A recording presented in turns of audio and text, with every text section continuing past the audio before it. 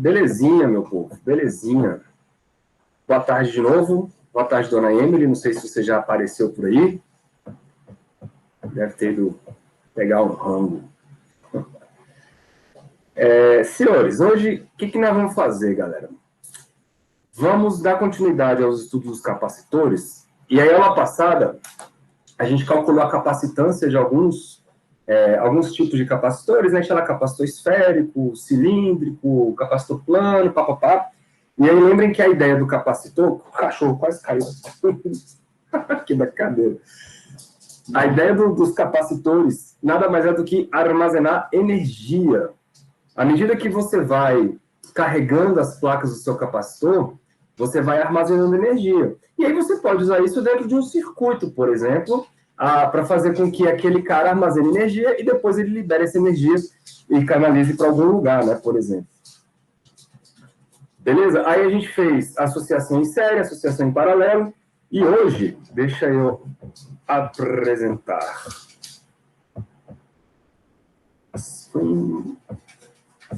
Olha aí. Hoje a gente finaliza, então, essa historinha de capacitor e, quiçá, a gente faz alguns exercícios, tá? Ou não, então vamos ver o que acontece. Bom, vamos começar, então, galera, o seguinte. Se a ideia do capacitor, ela é armazenar energia, então a gente precisa calcular quanto de energia está sendo armazenada, né?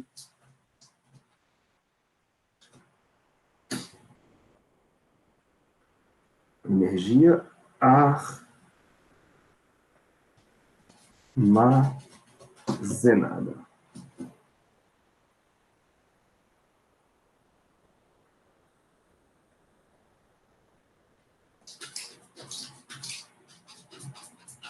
Corrinha, velho, torta.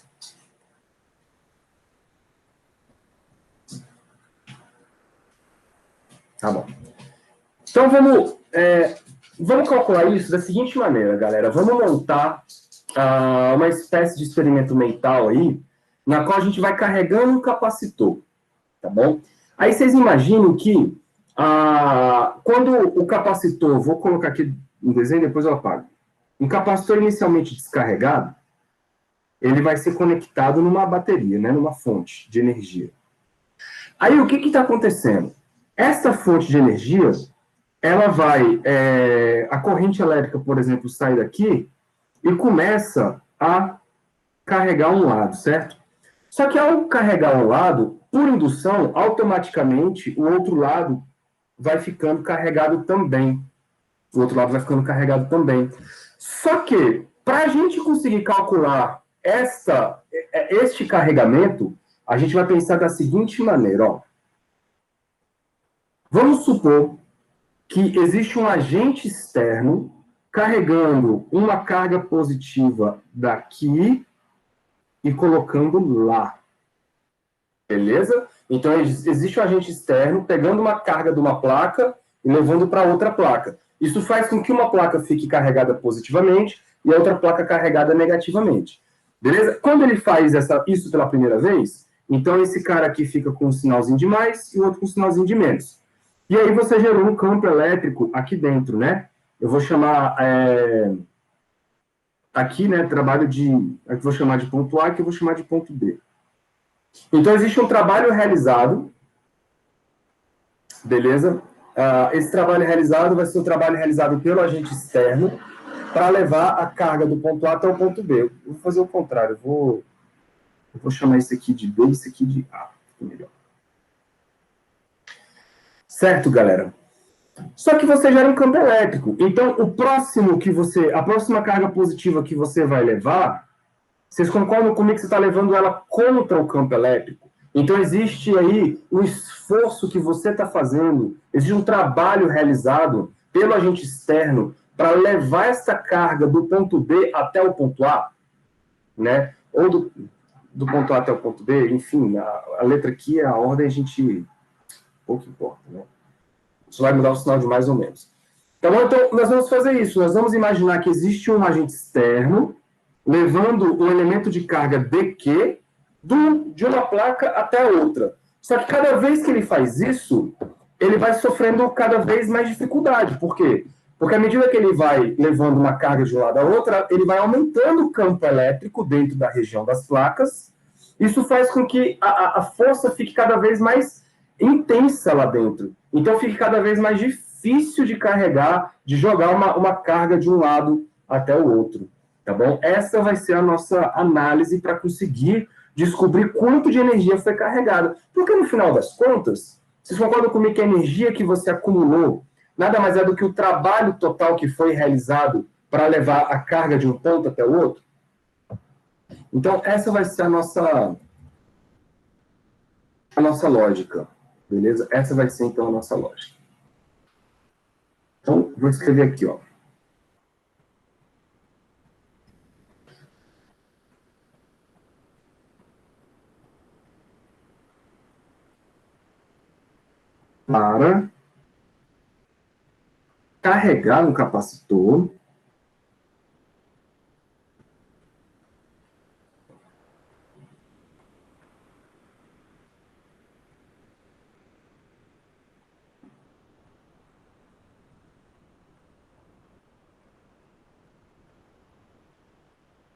Para carregar um capacitor, é necessário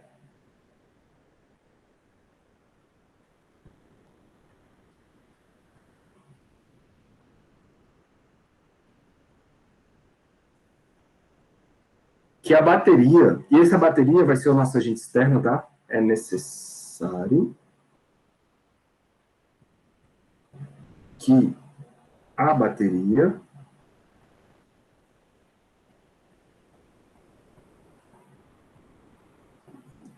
deixa eu apagar esse desenho, depois eu, se precisar, faço ele de novo.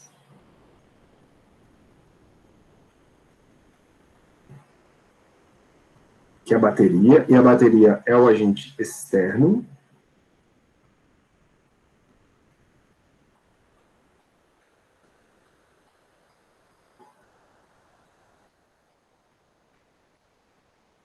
Que o agente externo realize um trabalho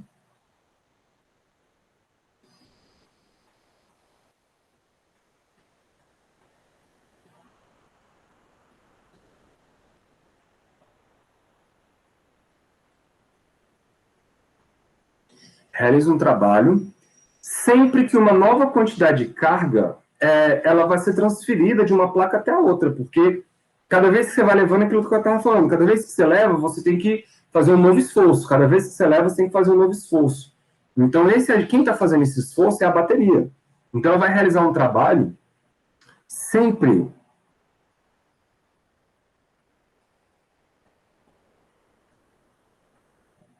que uma nova carga ou uma nova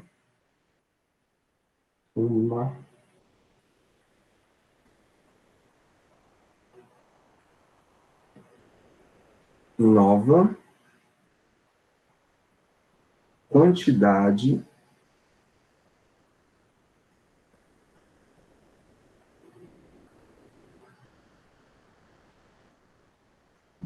de carga.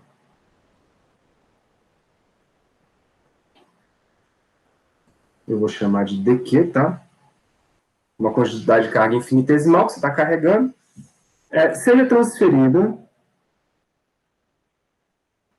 seja transferida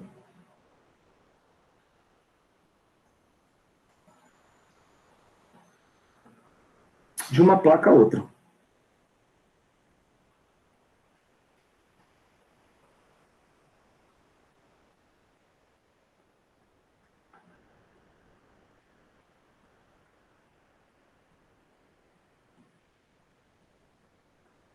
Uma placa a outra.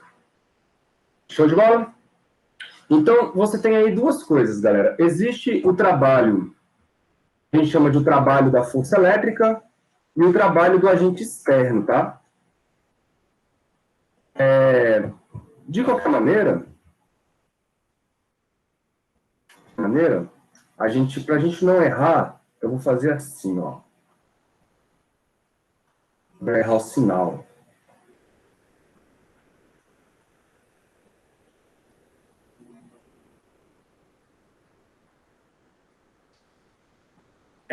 Vamos Existem... Eu vou fazer aos pouquinhos, a gente vai discutindo, porque eu não quero que vocês se confundam com o sinal. Então, olha só. A gente sabe que o trabalho realizado, ele nada mais é do que a carga vezes a diferença de potencial. Vocês lembram disso? Vou botar aqui, ó. O trabalho é igual a carga vezes a diferença de potencial V entre as placas.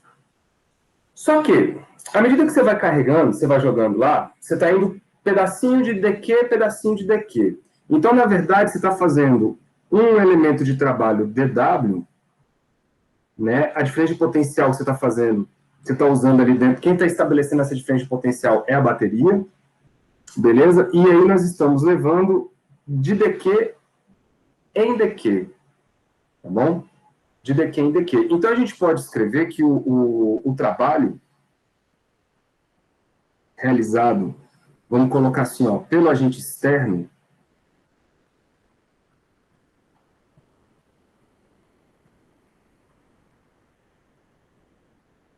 de novo, quem é o agente externo?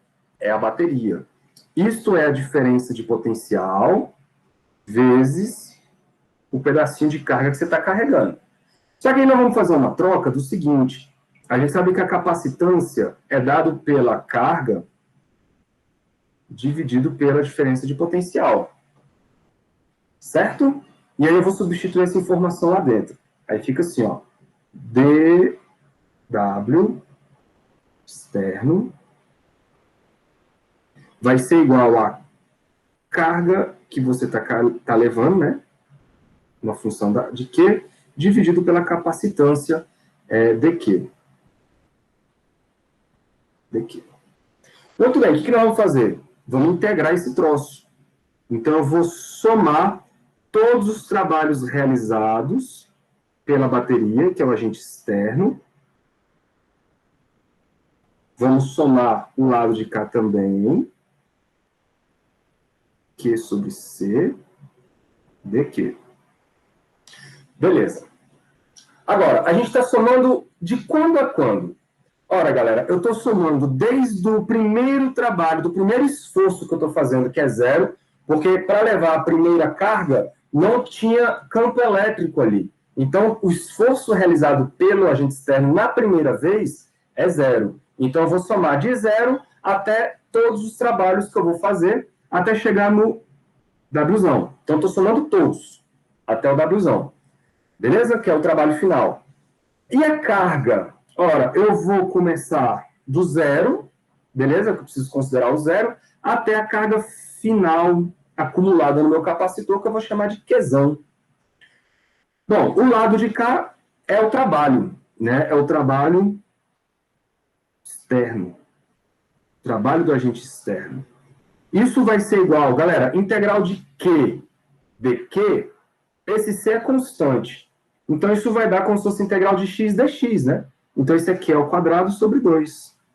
Só que eu vou colocar já o Qzão como limite. Então, fica Qzão ao quadrado sobre 2C. Tudo bem?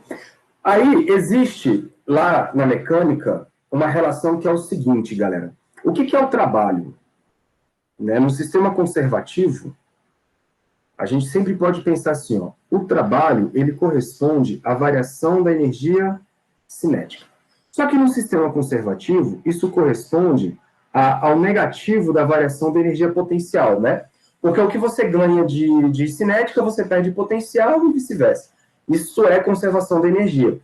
Quando você tem um sistema conservativo. E aqui o campo elétrico, ele é conservativo, como a gente já discutiu antes. Muito bem. Só que o agente externo, por exemplo, vamos pensar na seguinte situação. Ó. Aqui está o chão e aqui tem uma bolinha, por exemplo, de massa M, com uma altura H em relação ao chão, tá? Galera, se você, olha aí, você é o agente externo, você é o agente externo, está aplicando uma força sobre essa bola.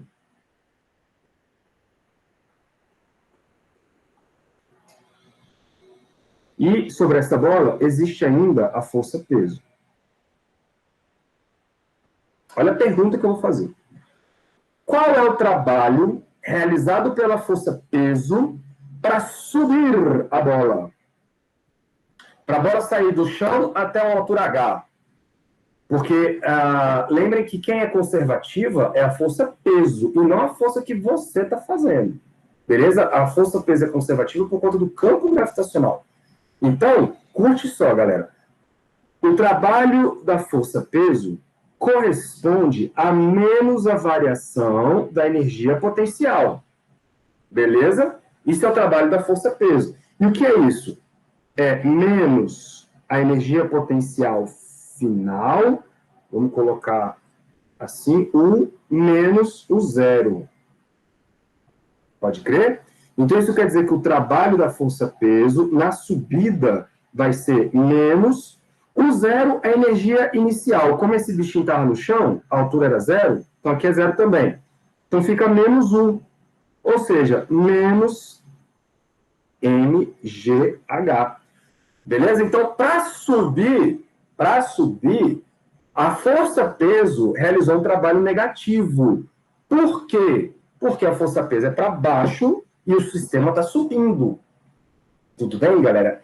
Então, a pergunta que eu fiz é: qual é o trabalho realizado pela força-peso?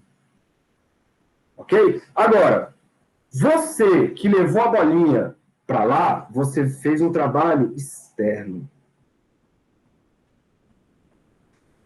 E você tirou a bolinha do chão e levou até lá. Então, você fez a bolinha adquirir energia.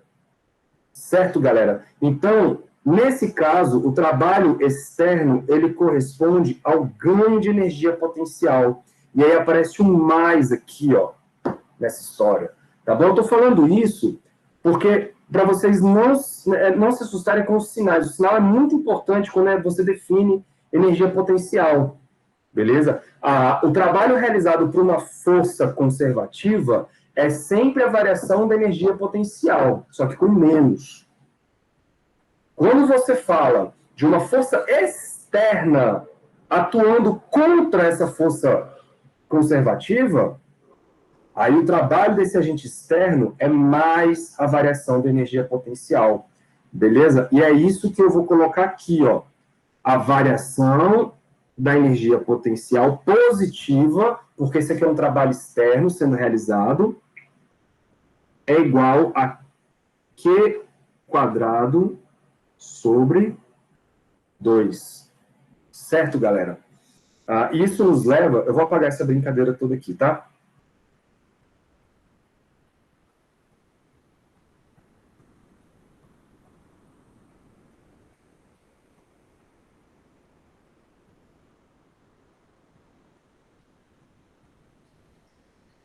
Oxi.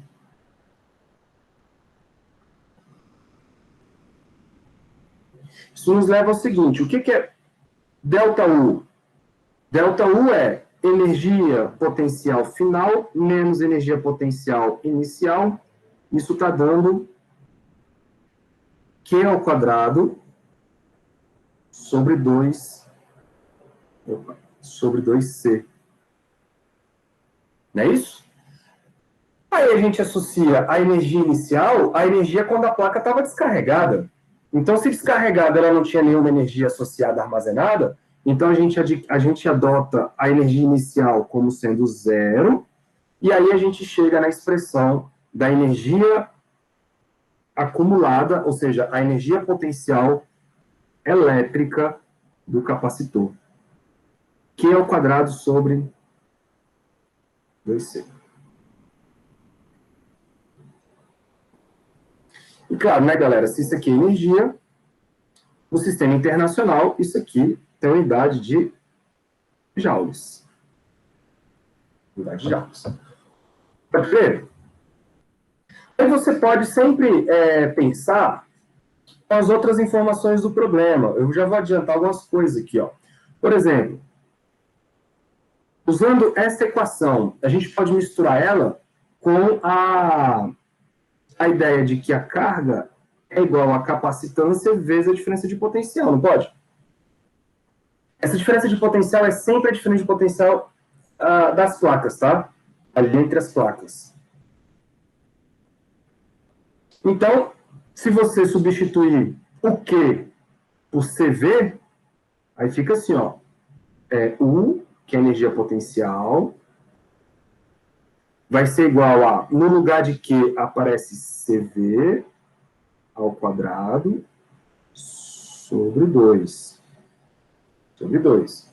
Beleza? E aí você chega à conclusão de que a energia potencial também pode ser dada em função da diferença de potencial, que é C vezes a diferença de potencial entre as placas ao quadrado sobre 2. Tinha um C ali, né?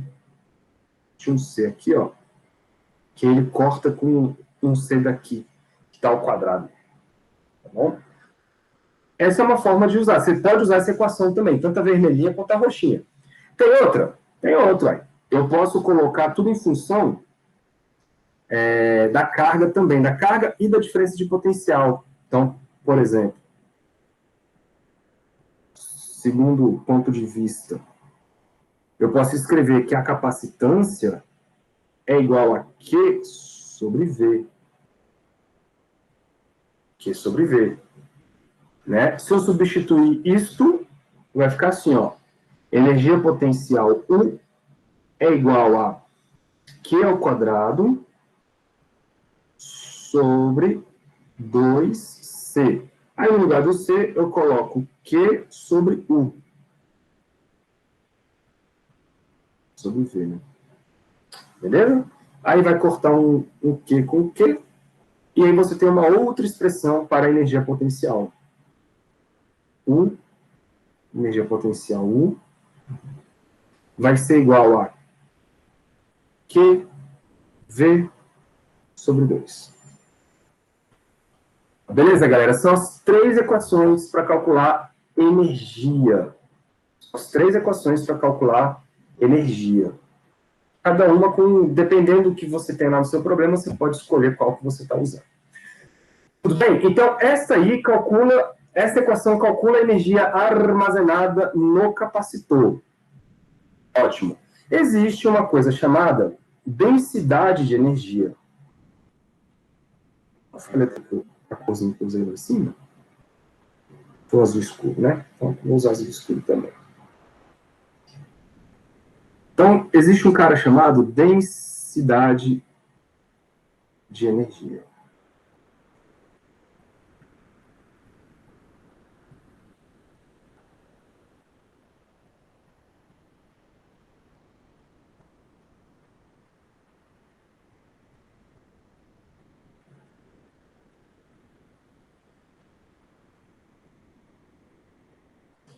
Pepe, o que você entende pela palavra densidade? Quando você fala densidade de energia, o que isso te soa?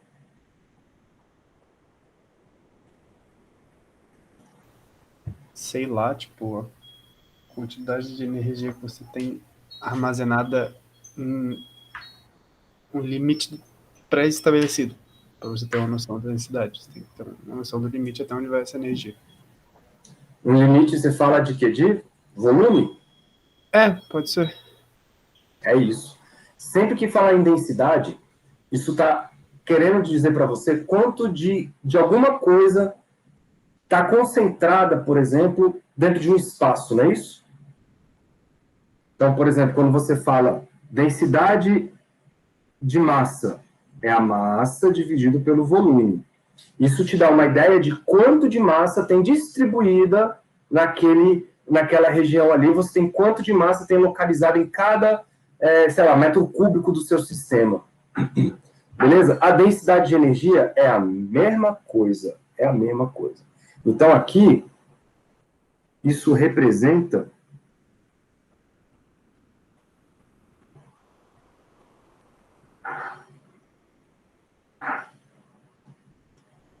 a distribuição de energia ou a concentração de energia, tá? A palavra que vocês quiserem. Vou botar distribuição. A a distribuição de energia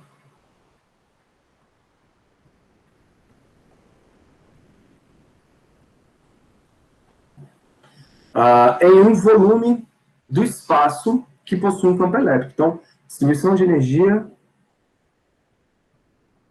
em um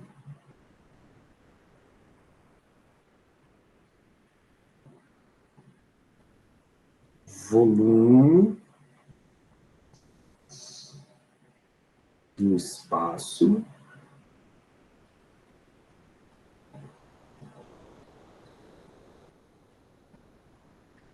que possui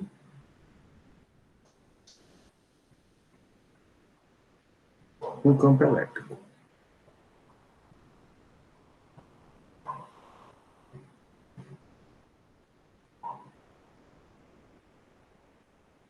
Então, olha só que legal isso aqui, cara.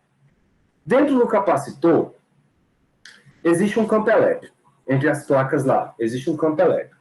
E a gente sabe que esse capacitor ele tem uma energia acumulada lá dentro.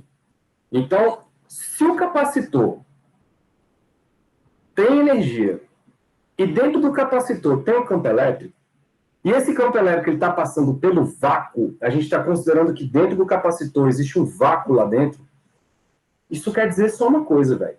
O campo elétrico, ele tem a capacidade de acumular essa energia. Então, onde está essa energia? Ela está acumulada no campo elétrico. E o que nós vamos fazer? Nós vamos calcular quanto de energia está sendo acumulada em cada pedaço desse campo elétrico. Né? Eu vou definir, então, essa densidade de energia como sendo um U minúsculo, que vai ser o U grandão dividido pelo volume, beleza? De onde tem essa energia. Então, U dividido pelo volume. Unidade disso, você já deve ter intuição, vai ser joule por metro cúbico. Faz sentido, né? No sistema internacional, claro. Bom, aí você tem que escolher o sistema que você vai usar. Eu vou usar o capacitor plano e vou calcular essa densidade de energia. Mas, galera, pasmem, o resultado vai ser igual para qualquer capacitor que você escolher. Eu vou escolher o plano porque é mais simples, tá? Então, se eu escolher o capacitor plano,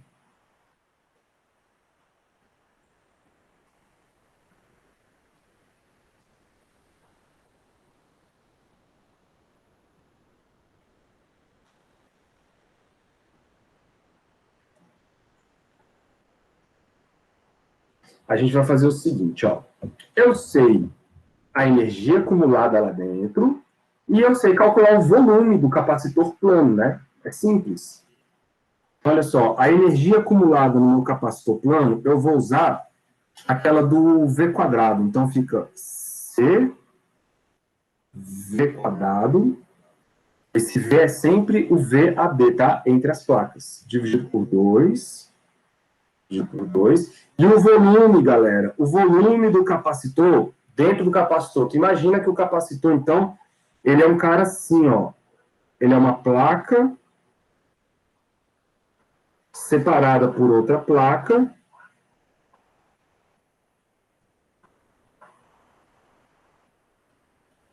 Né? Só que aí você tem aqui um espaço entre elas. Então, existe um volume aí dentro. E o volume de um prisma desse nada mais é do que a área da base vezes a altura. Né? E essa altura nada mais é do que a distância entre as placas. Faz sentido? Lindo, né? Então, vou chamar aqui, ó, a área da base vezes a distância entre as placas. Muito bem. Muito bem, muito bem. Vamos caminhar aqui, ó. Então, o nosso Uzinho vai ser CV. Esse V aqui é o VAB. Eu vou botar assim, galera, para não confundir com o volume, tá? Dividido pelo volume. Dividido pelo volume. E aqui é um quadrado. Substituindo as coisas, a gente vai ficar com CVAB. Inclusive, eu posso trocar esses essas coisas todas, ó. Eu vou trocar o C por ε0 A sobre D. A gente já fez essa conta na aula passada. Beleza? E ainda eu posso trocar a ideia do Edu. Vocês lembram que E vezes D é igual a VAB? Então, eu vou fazer essas duas trocas. No lugar do C vai entrar ε0 A sobre D. Esse aqui é o C. No lugar do VAB, vai entrar E vezes D, só que está tudo ao quadrado. E o volume, que está aqui embaixo, ele vai ser A vezes D. Entenderam o que eu fiz aí, né? Qualquer dúvida, vocês me chamam. Então, o que a gente pode já mandar embora aqui, ó? ε0. Vou mandar embora esse D com esse D, dá D ao quadrado. Tem um D ao quadrado lá em cima. Esse A com esse A também vai embora. Né? Tinha um 2 ali que eu perdi. Que é 2. Então, 2. Então, aqui tem 2. Ok? Pronto. Então, a gente achou a energia, a densidade de energia do campo elétrico. Uzinho é igual a meio de ε0 e quadrado. Galera, esta equação ela é extremamente interessante. Primeiro, vou escrever aqui, ó. Primeiro, ela é válida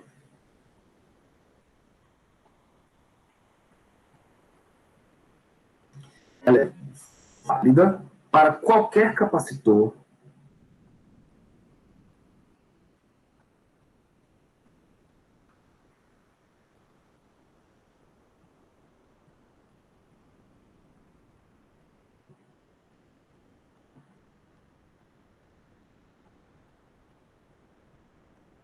no vácuo. Beleza?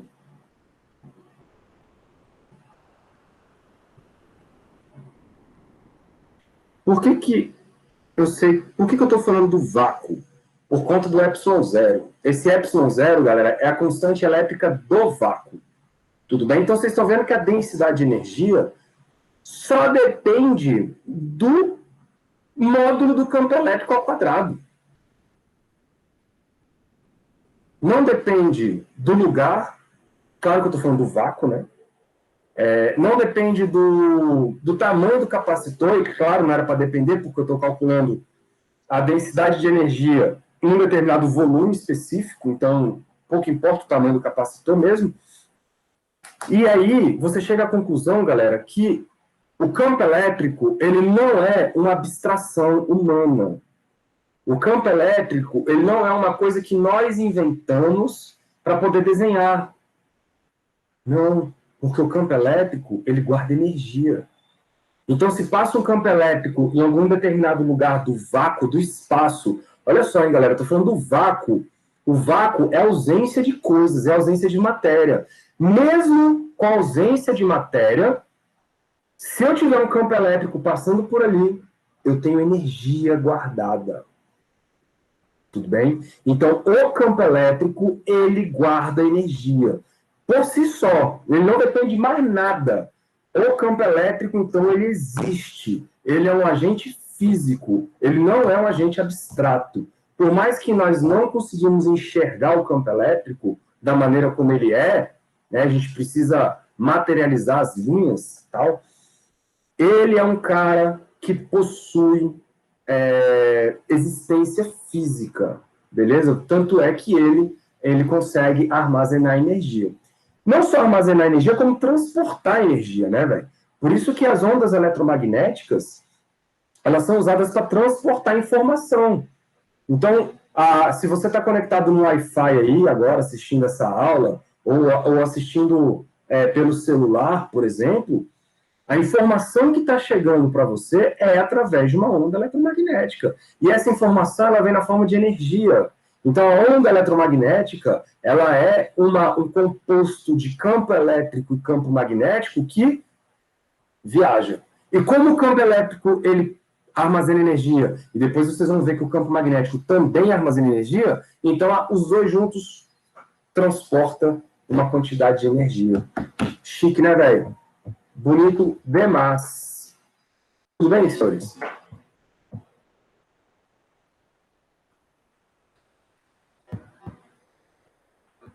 Alguma dúvida até aí? Tá sossegado?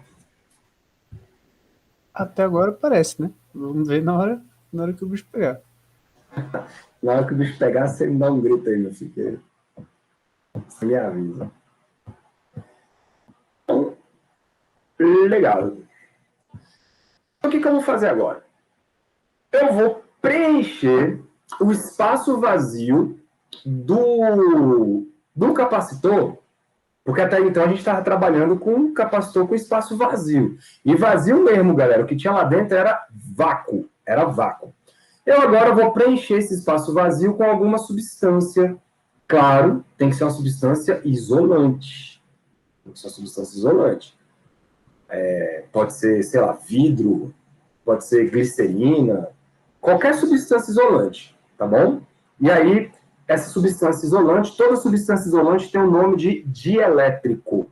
Então, agora a gente vai passar por uma nova etapa, e aí a gente está acabando acho que o capítulo, tá? É o capacitor.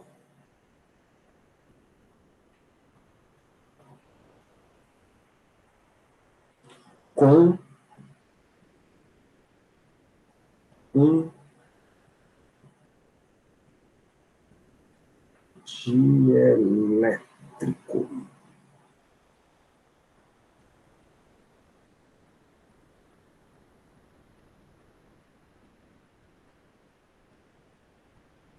Então tá. O que acontece então quando eu jogo um dielétrico dentro do espaço vazio?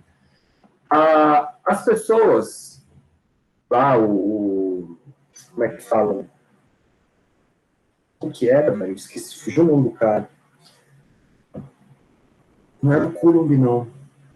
Esqueci o nome do cara. Na época, os caras que viviam no laboratório fazendo esses testes, eles pegavam os capacitores e jogavam o dielétrico lá dentro. E aí eles percebiam que, à medida que o dielétrico fosse sendo inserido, por exemplo, ele colocava um dielétrico tal, eles percebiam que a capacitância elétrica do material era diferente quando tinha o vácuo lá dentro. E faz sentido, né? Se botou outro material, então provavelmente vai rolar uma interação entre o campo elétrico lá dentro com as moléculas desse material.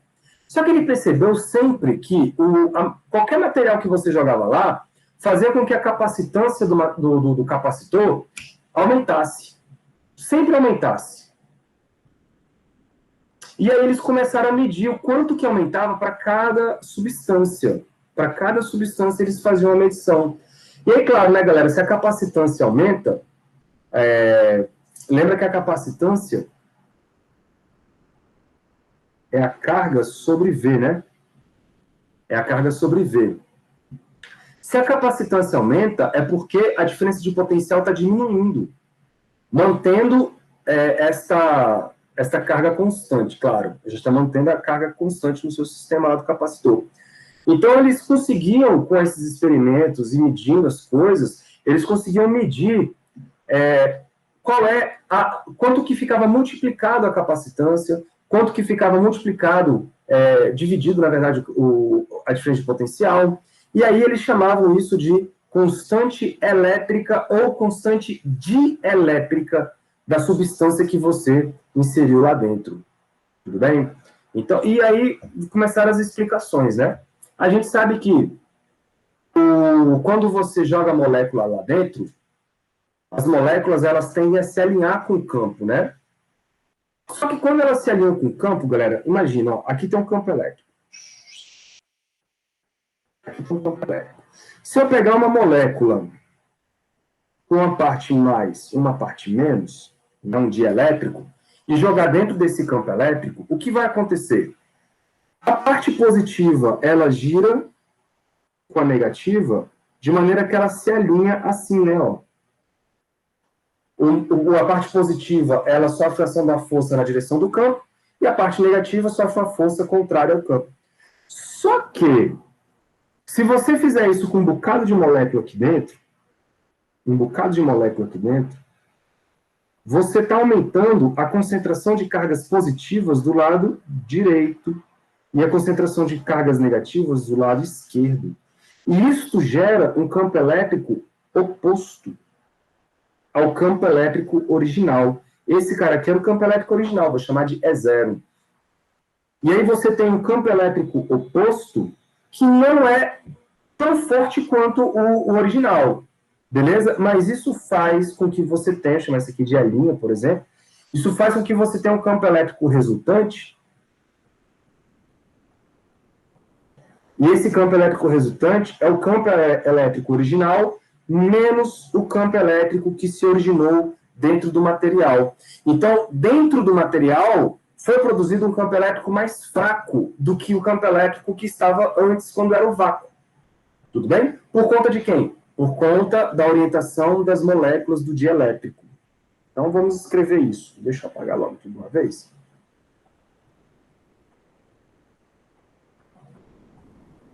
Então, a ideia é o seguinte.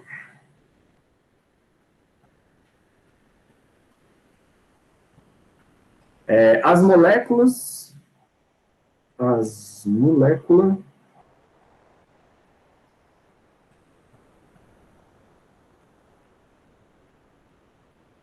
do dielétrico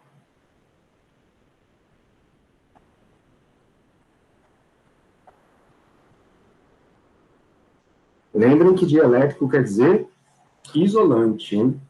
As moléculas do dielétrico produzem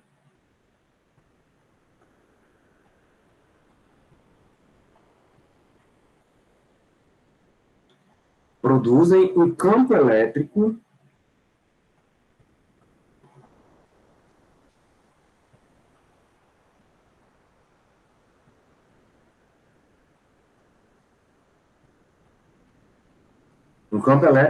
oposto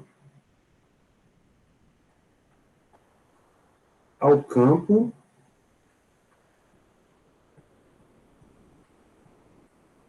aplicado. Esse campo aplicado é o campo original, tá? Isso faz, então, com que o campo elétrico internamente diminua. Deixa eu ver se eu acho uma figurinha aqui. Aqui eu não vou achar. Tem que ser aqui, ó.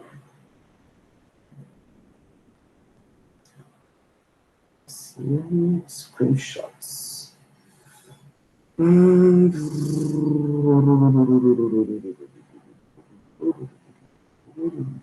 Oh, rapaz, achei você. Essa que eu quero. Ou essa. São as duas, né? Deixa eu botar essa aqui primeiro. Então, olha só o que está acontecendo aqui. Ou eu coloco do outro lado.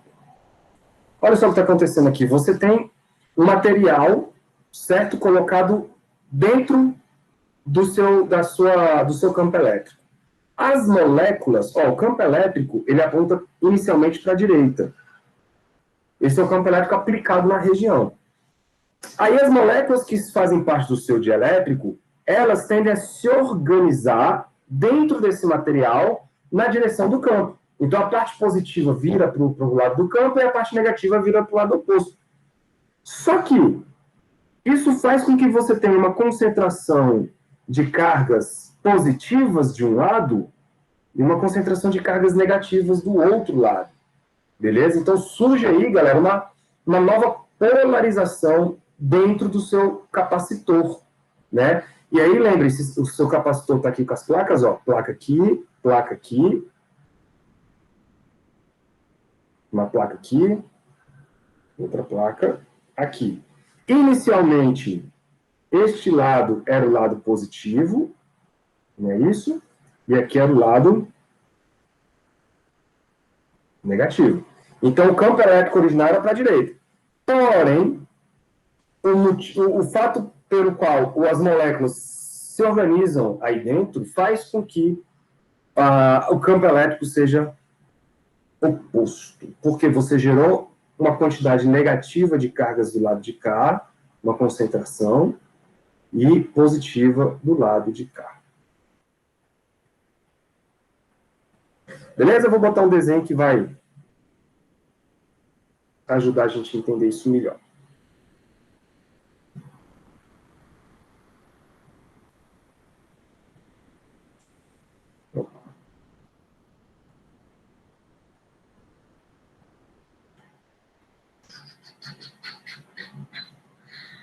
Descendo, screenshots. Aqui, ó. Então é isso que está acontecendo. O que você tem, galera? Antes de você jogar o dielétrico lá dentro, você tinha vácuo. E aí você tinha uma placa carregada positivamente, uma placa carregada negativamente, e o campo elétrico é o E0, é o campo elétrico original. Aí você vai preencher o espaço vazio com um dielétrico. Você vai preencher. O que você espera acontecer lá dentro? As moléculas do dielétrico vão se organizando e elas vão sendo induzidas com o campo elétrico, né? E aí você começa a ter uma concentração de cargas mais para um lado e menos para o outro. Isso gera um campo elétrico contrário, ó, representado por essas setas aqui, que se opõe ao campo elétrico original.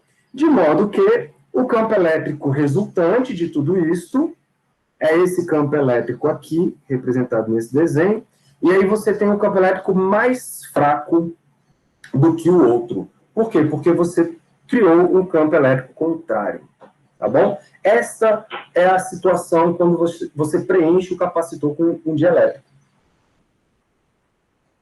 Aí você fala, professor, e se eu jogar aí dentro um condutor? O que será que acontece?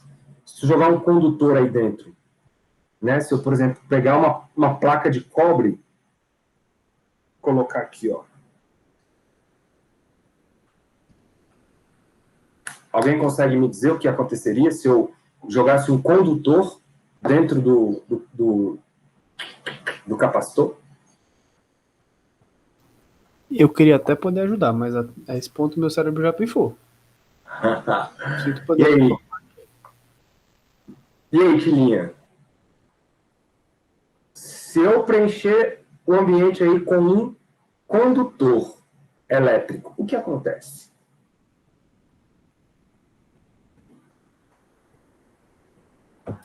Eu chutaria que explode só por diversão, mas eu não tenho nenhuma prova de por que isso aconteceria. Explodir é sempre legal, né, velho? E a senhora, dona Emily, tem alguma sugestão ao que acontece aí dentro? Não, só observa aqui. Só observa. Galera, pensa, o que acontece com o condutor? O condutor, ele é um cara que tem os elétrons livres. Isso quer dizer que as cargas em excesso, elas tendem a se concentrar sempre do lado de fora, não é isso? E dentro do condutor, o que acontece com o campo elétrico dentro do condutor? Ele fica como? A gente fez essa conta, hein? Com a lei de Gauss, inclusive.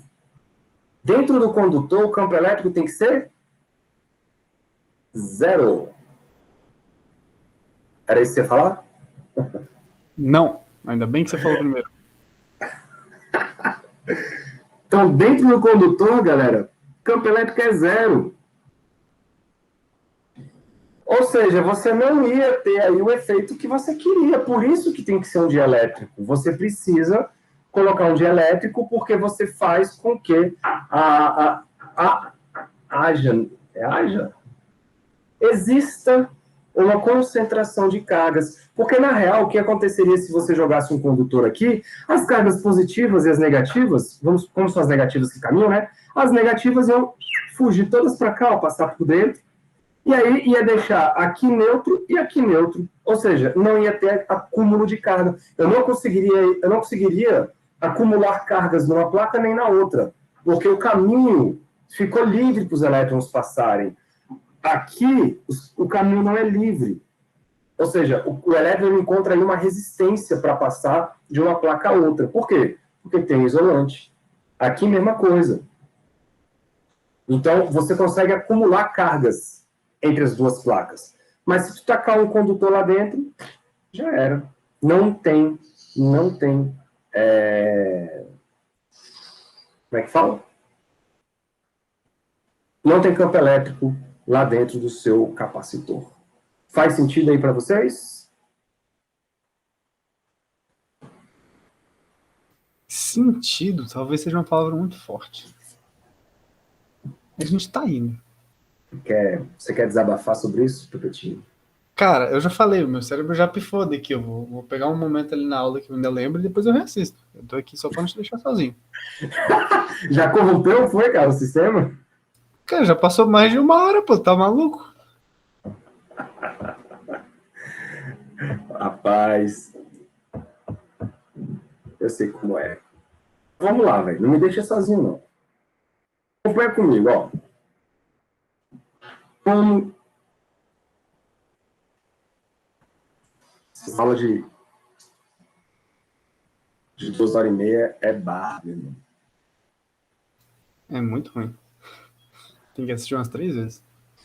Já era ruim quando era presencial, né, meu João? Ah, aqui eu até prefiro, porque aí fica gravado. Quando é presencial eu tenho que estudar só pelas minhas anotações. E aí você não pode nem pensar em se perder, né? É, exatamente. Então, ó, como C, que é a capacitância, é igual à quantidade de carga acumulada nas placas, dividido pela diferença de potencial, eu vou colocar aqui, ó, um VAB, a presença do dielétrico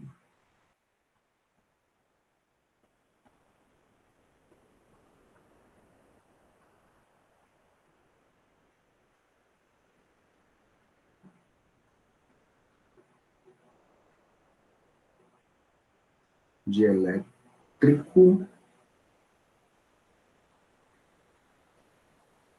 sai fora, aumenta a capacitância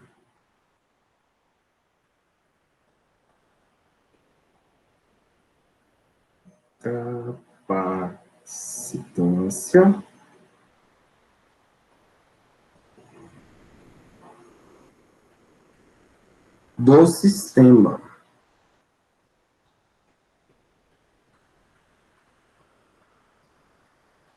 Né? Por que aumenta, cara? Porque se você for pensar, né, dessa equação aqui, ó, a capacitância ela é dada por Q sobre E vezes D. E vocês acabaram de ver que o campo elétrico diminui de uma maneira geral, e se o campo elétrico aqui diminui, a capacitância ela cresce, né, por conta da inserção aí do seu dielétrico no ambiente onde era vácuo. E aí a gente define a nova capacitância sendo escrita assim, galera, ó. A capacitância nova é igual ao número K vezes a capacitância antiga. Beleza? Então, o que são esses caras aí? Toda vez que aparecer agora o C com o zero embaixo, ou o E com o zero embaixo, alguma coisa com o zero embaixo, está tomando como referência o vácuo. Então, isso aqui é a capacitância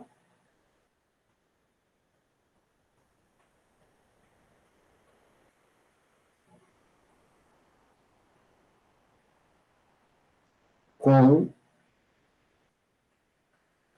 vácuo entre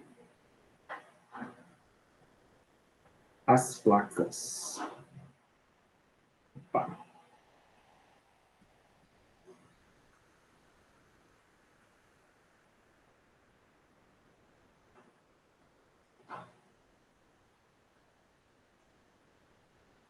ok? E o Czão é a capacitância com o dielétrico entre as placas. Eu vou escrever porque é importante.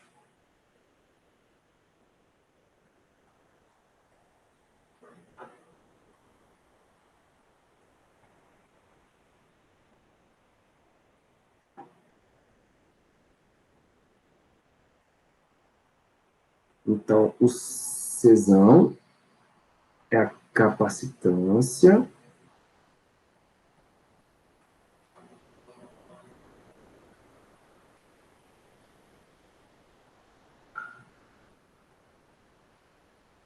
com dielétrico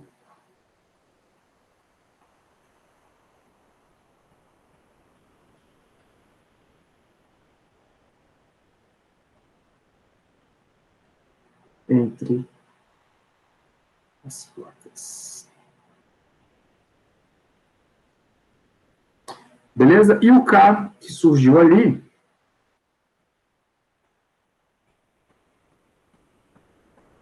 ele nada mais é do que uma constante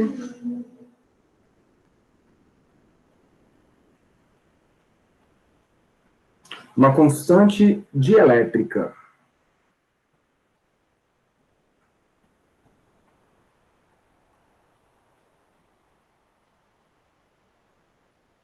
Constante dielétrica.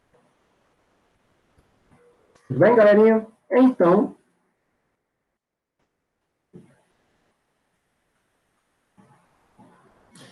a gente vai fazer o seguinte, cara.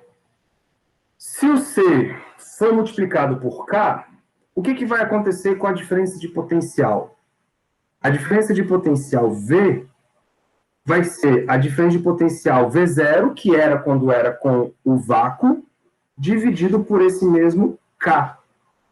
Ok? E o campo elétrico, mesma coisa. O campo elétrico vai ser o campo elétrico original dividido por K, porque esses dois caras diminuem, né? Com a inserção lá, o preenchimento do campo elétrico. E aí você sabe que como a gente sabe que o campo elétrico original no vácuo, ele era dado por sigma, que era a densidade de cargas, né, senhores? Dividido por epsilon zero. O que é que vai acontecer agora? Como o campo elétrico, então, bota assim, ó. Então, vou botar de outra cor. Então, o campo elétrico E, ele não era o E0 sobre K? Então, ele vai ser o sigma sobre epsilon zero dividido por K. Então, vai aparecer um K aqui, ó. Tudo bem? E aí a gente pode escrever o seguinte, eu vou trocar tudo isso que aparece aqui, o produto K epsilon zero, e vou chamar isso de um novo epsilon. Beleza? Então, o novo epsilon é igual a K epsilon zero.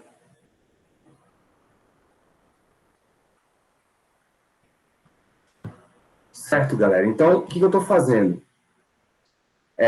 Eu estou olhando o dielétrico e estou apenas colocando uma constante a mais nas minhas contas para compensar a diminuição do campo elétrico e o aumento da capacitância. Tá bom? Isso me gera, então, uma nova constante elétrica que eu vou chamar de epsilon. Então, fica a ideia. Quando aparecer epsilon zero, isto é a constante elétrica do vácuo. Quando aparecer o epsilon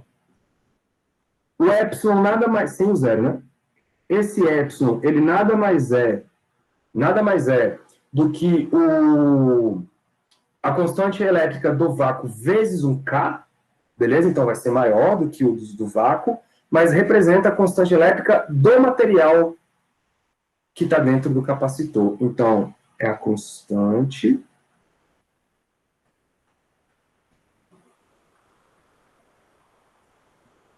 Daí é que a gente deu o nome de permissividade elétrica, tá? Do meio. Constante elétrica, olha a diferença. O K é a constante dielétrica. O Epsilon é a constante elétrica. Constante elétrica do material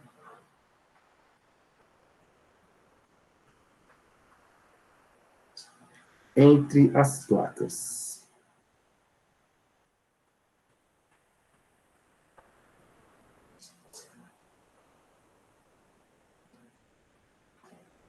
Nunca deixem de lembrar que isto é um dielétrico.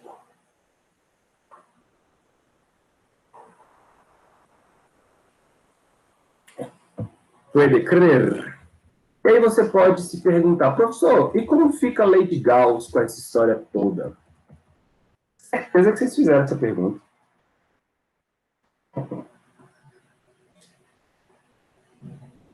Então, com a presença do dielétrico,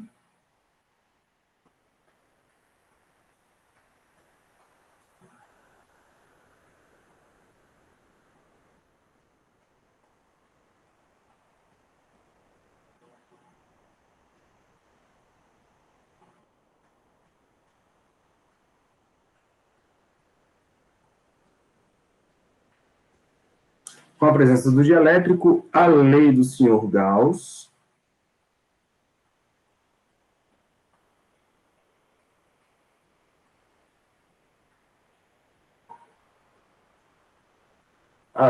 Gauss fica dada por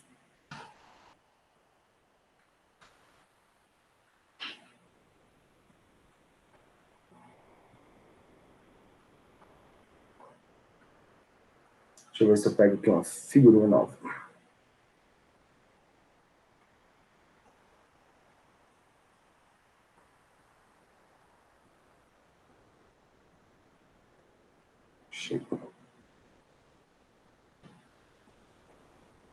Então, olha só, vocês lembram que para fazer a lei de Gauss, a gente pegava uma superfície gaussiana? E essa superfície gaussiana, ela englobava uma quantidade de carga? Aqui é a mesma coisa. Só que quando a gente for fazer a superfície gaussiana, né, antes, a superfície gaussiana, quando era o vácuo, ela pegava apenas essa concentração de cargas aqui, ó, de uma das placas, né? Tudo positivo. Só que agora, essa superfície gaussiana, ela está considerando a concentração de cargas positivas da placa e a quantidade de cargas negativas do material dielétrico. Tudo bem? De maneira que a quantidade de carga que você vai ter aí, líquida, vai ser esse Q menos Q'. Tudo bem, galera? Lembrando que a lei de Gauss, ela é dada por isso aqui, integral de E escalar dA é igual a carga total envolvida, né, carga total sobre ε0. Então, você pode associar isso aí o seguinte, né, isso aqui é 100 de elétrico.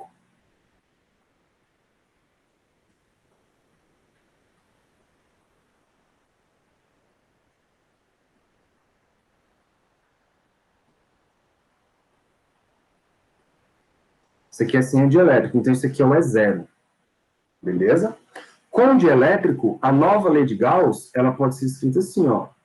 O novo campo E escalar dA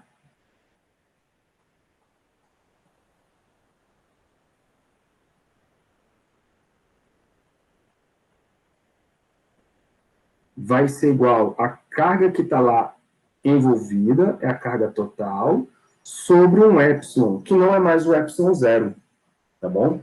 Não é mais o ε0. Agora é o epsilon, onde você pode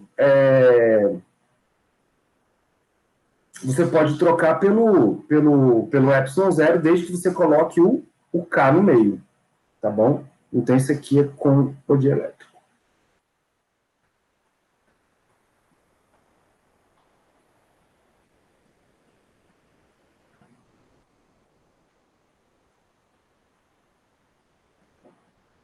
certo? E, obviamente, você pode associar que a carga total aí nada mais é do que a carga que estava lá, menos o Q'.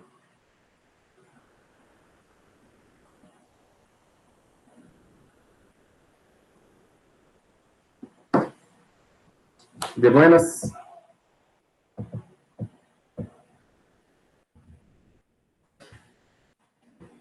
Bem aí para vocês.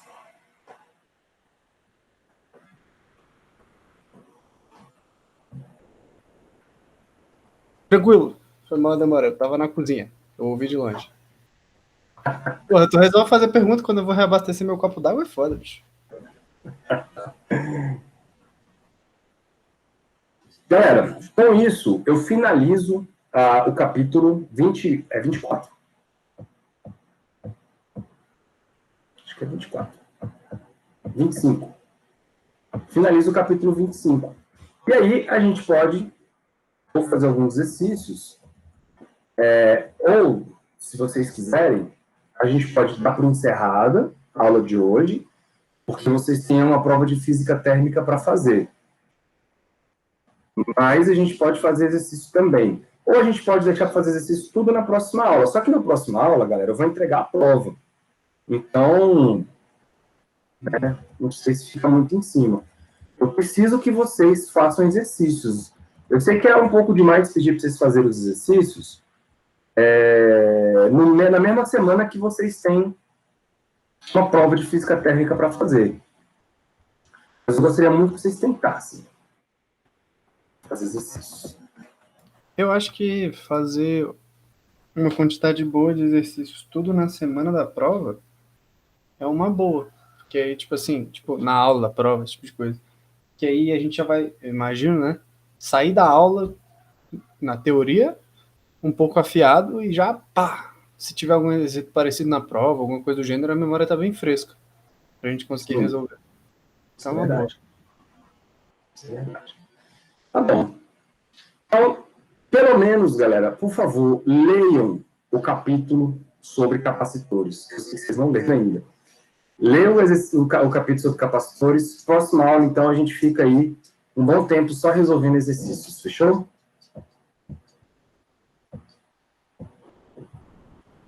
Vou parar a gravina.